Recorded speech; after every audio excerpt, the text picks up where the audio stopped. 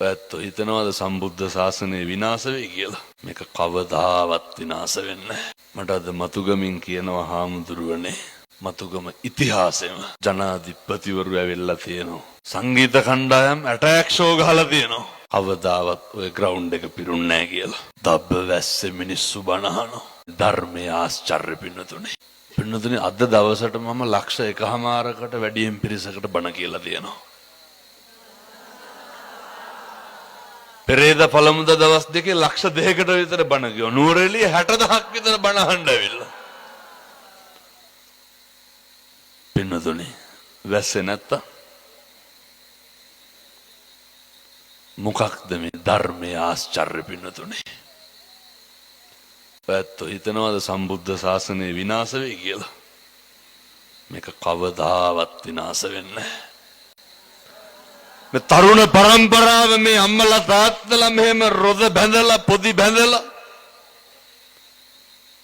හැමෝගෙම සිතුවිල්ල මොකද්ද? බණහන එක.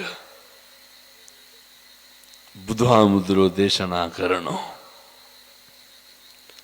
භික්ෂු භික්ෂුණී උපාසක උපාසිකා කියන මේ සිව්වණක් පිරිස තුල ධර්මයේ තියෙන්නේ පවතින්නේ කොයි තාක්කල්ද? ඒ තාක්කල් සම්බුද්ධ ශාසනය පවතිනවා පින්නතුනේ. වඳුරබ මේ ක්‍රීඩාංගණයට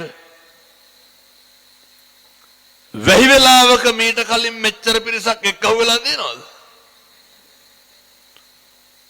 මට අද මතුගමින් කියනවා හාමුදුරුවනේ, මතුගම ඉතිහාසෙම ජනාධිපතිවරු ඇවිල්ලා තියෙනවා. සංගීත කණ්ඩායම් ඇටැක් ෂෝ ගහලා තියෙනවා. කවදාවත් ඔය ග්‍රවුන්ඩ් එක පිරුන්නේ නැහැ කියලා. දබ්බ වැස්සේ මිනිස්සු බනහනවා. මිනිස්සුන්ට පවුපින් අඳුර ගන්න ඕනේ. ඒ පින්නතුනේ එහෙම තමයි. වෛර පිරිමහන්න ලං වෙලා උපදී. පලිගන්න ඕනේ හිත ළඟටමයි එන්නේ. අර කියනෝනේ ළඟ ඉන්න කාගෙන් පරිස්සම් වෙන්න ඕන කියලා. හතුරු ලං වෙලා ඉන්න වෙනදුනේ. ඒ කොහෙද තිබ්බ හතුරු ගන්න? සංසාරය ආපු වෛරය. එනිසා මේ අම්මලා තාත්තලා සත්පුරුෂ පින්නතුන් හෙට ඉඳන් සත්පුරුෂෝ විදියට ඉන්න. සත්පතා පස්සා කරන එකදු අකුසලයක්වත් කරන්න එපා.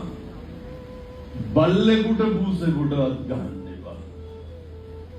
කුසලස්ස උපසම්පදා, කුසල් පමණක් වැඩි දියුණු කරන්න.